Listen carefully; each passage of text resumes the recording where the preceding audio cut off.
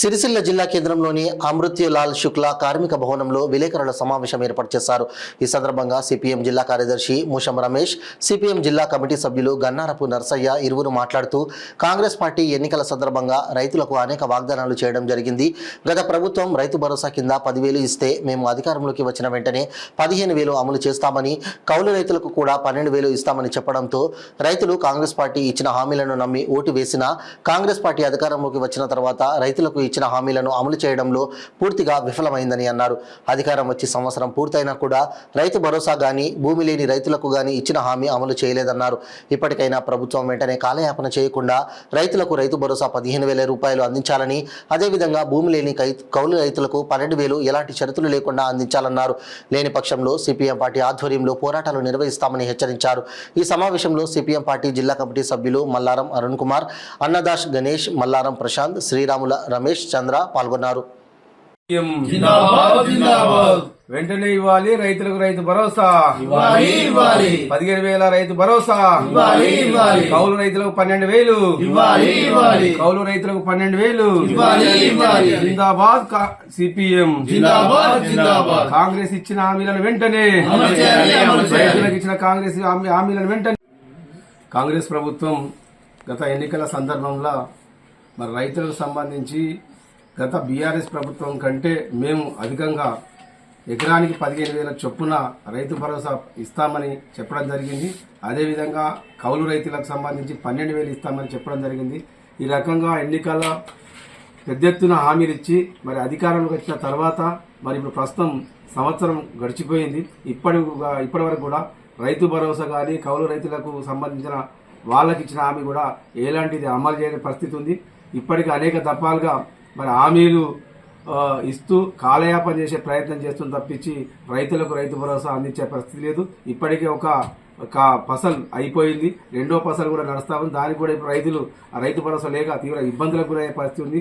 అదేవిధంగా కౌలు రైతులకు సంబంధించి వాళ్ళు ఎంతో ఆశతోటి మరి కొత్త ప్రభుత్వం వచ్చినాక మాకు కౌలు రైతులకు గుర్తించి మాకు 12,000 రూపాయలు వస్తాయని వాళ్ళు కూడా ఆశపడింది. వాళ్ళ ఆశలు కూడా నిరాశ పరిస్థితి కనబడతా ఉంది. ఈ రకంగా రైతులను మోసం చేసే విధంగా ఈరోజు కాంగ్రెస్ ప్రభుత్వం వివరిస్తూ ఉంది. దీన్ని మేము సిపిఎం పార్టీగా తీవ్రంగా ఖండిస్తూ ఉన్నాం. వెంటనే వాళ్ళకి సంబంధించిన ఏ హామీ ఇచ్చిందో అది 15,000 రూపాయలు వేయాలి. 12,000 మళ్ళీ దాన్ని తక్కువ చేసే ప్రయత్నం చేస్తాను. దాన్ని తీవ్రంగా వ్యతిరేకిస్తా ఉన్నాం.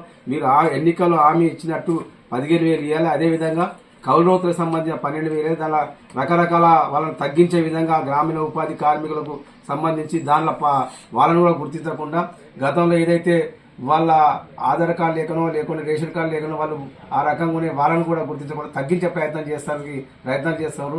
ఆ రకం కాకుండా మొత్తం అందరికీ ఉపాధి హామీ పనిచేసే వాళ్ళకు భూమి లేని పేదలందరికీ కూడా కౌలు రైతు ఇవ్వాలని మేము సిపిఎం పార్టీ కోరుతాను. వెంటనే ఈ పండుగ లోపల రైతు భరోసా అందించాలని డిమాండ్ చేస్తా ఉన్నాం. ఈరోజు దొంగ హామీలు ఇచ్చుకుంటూ అధికారంలోకి వచ్చిన కాంగ్రెస్ పుట్టుకొక్క విషయాన్ని ప్రజల ముందు పెట్టుకుంటూ తప్పుదారి పట్టిస్తూ కాలక్షేపం చేస్తూ ఉన్నది. మొన్న 2 నెలల క్రితంలో బట్టి విక్రమార్క మినిస్టర్ మాట్లాడుతూ ఏమన్నా అంటే ఉపాధి హామీ కూలీలు 100 రోజులు నింపినటువంటి కార్మికులకు తప్పకుండా మేము ఇస్తామని చెప్పింది. ఎందుకంటే ఈ కేంద్ర ప్రభుత్వం తీసుకొచ్చినటువంటి కొన్ని ఇష్టమైనటువంటి చట్టం తీసుకొచ్చింది ఉపాధి హామీలో. ఏంటి అంటే ఎక్కడైతే పని చేస్తారో పొద్దున 9 నుంచి 11 గంటల వరకు, 2 నుంచి 5 గంటల వరకు ఏ పని ప్రదేశం అయితే ఫోటో అప్లోడ్ చేస్తే అక్కడి నుంచే వాళ్ళకి అటెండెన్స్ పడేటువంటి అవకాశం ఉంది.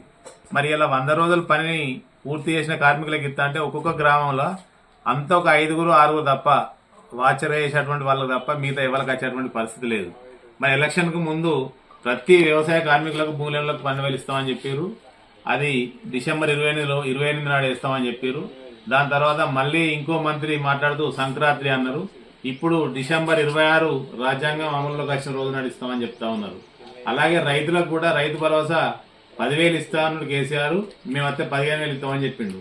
ప్రతిదీ దొంగ ఆమె. ఇప్పటి వరకు పూర్తి స్థాయిలో ఒక్కటి కూడా ప్రభుత్వం అమలు చేసింది లేదు. మాటలతో పూటగడుపుతూ పేద ప్రజలను ఆశలల్లో ముంచుతా ఉన్నారు.